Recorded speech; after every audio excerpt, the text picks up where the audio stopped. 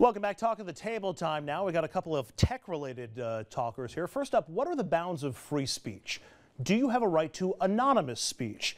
That is at issue in newly proposed legislation in New York State, where lawmakers are attempting to tamp down on cyberbullying and nasty comments made by anonymous internet trolls. And if you've ever looked at any posting on the internet and read the comments, that's what we're talking about.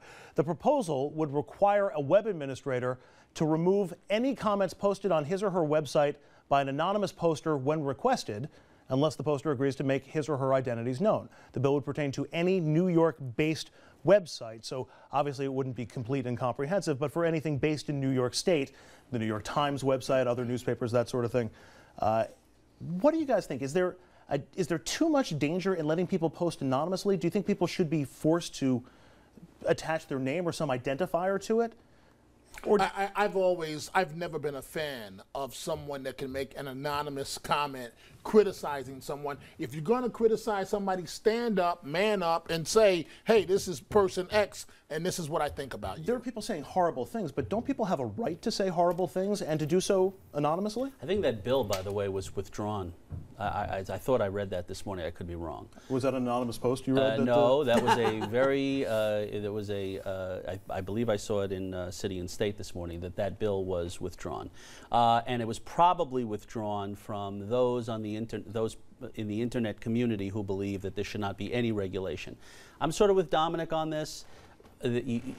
Saying something disparaging, libelous about someone and then not signing your name I'm not sure you have to hold the site manager responsible for it, but I do think there have to be some measures under which you can investigate that. By the way, I could just tell you right now, there have been issues with this. If you make a personal threat against an elected official, or I know in the case of Ray Kelly, someone made a death threat against Ray Kelly on an anonymous posting. The website was subpoenaed. They had to disclose the IP address of the individual, and the individual was arrested. Which is which goes through due process. And by the way, that website, which is no right-wing website, it's certainly to the left, said, and they warned all the posters, they said, look, anyone in the comments section, our policy is that if you make a personal threat against someone, we will not fight any disclosure, any subpoenas from law enforcement that say turn over who you are. Once you get into subpoenas, you're into legal battles. That's fine. The notion, I mean, someone writes in a blog something unpleasant, and they have about me or you, and I don't like it, I can require them to make their names public? What is that about? I think it's the ambiguity. I think it's what it is. I think it's ambiguous. I think it's one thing to, if it's a threat, if it's a threat against anybody, really. If you're going to a public person, I think it's a threat. It's one thing. I think the whole idea of it being under the auspices of cyberbullying, but then there's just, mean stuff or vitriolic ugliness. I mean, what do you define? Free speech is free speech. It's a tough question. And also, what also defines a New York-based? I bet you people are going to get into the minutia of that, is where the servers are, etc. Only one issue at a time. There's only one issue. Well, I mean, but that's all part of it. They say. All right, up quickly, another cyber conundrum. Back in March, we reported about a 12-year-old Minnesota girl detained by school officials and forced to give up her Facebook password. Well, there's a local reaction to it legislatively. Lawmakers in New Jersey have come up with a proposal that would prohibit employers and schools from requiring any current or prospective employees or students to give up their social media usernames and passwords. The voting was supposed to happen last week. It was delayed to allow a little bit more time for discussion here. I thought the idea of being forced to hand over your password was just horrible.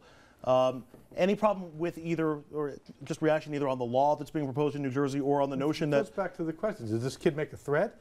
No. There might have been reports of bullying. There again, you've got this break between the libertarian left and the libertarian right, and I have not noticed the corporate right taking a very aggressive position on the question of the free speech of individuals when confronted by a corporation. It would be nice to see that everybody said what they wanted and everyone was left alone. To me, this is the kind of thing that could be terribly abused, because we're in our economy right now. There are so many more people looking for jobs than there are jobs to place them. So if a prospective employer says to a group of possible new employees, you either give me your social media passwords or we're just not going to hire you, so we can make sure we got the right political orientation, we got the right any categorization that we want, to me that's very dangerous. I don't think you want to see employers have the right to ask for passwords. But again, in the case of students, if there's an issue of threat, I think you want to be able. Cyberbullying is a huge issue. It's the behavior that triggers the request, not the status. And if Right. there's something So potentially therefore, under illegal, that scenario, employers should really never have it, because what behavior? Potential bad behavior for prospective employees. So I don't see employers having scenarios under having any scenario under which they should have Why don't right you to your become a password. Democrat? Why don't I become a Democrat? Yeah. Oh God, no way! I hate paying taxes. You should see me on April 15th Okay. crying. He's smart, but he's cheap.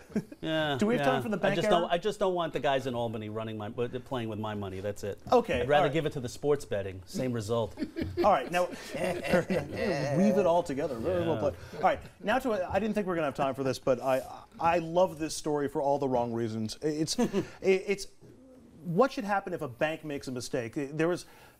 Okay, and here it is. If the bank, a guy in New Jersey a couple of weeks ago in South Jersey, that he was withdrawing money, I think $300, and the teller misread what was in there, and he got $3,000. There was an extra zero in the whole thing.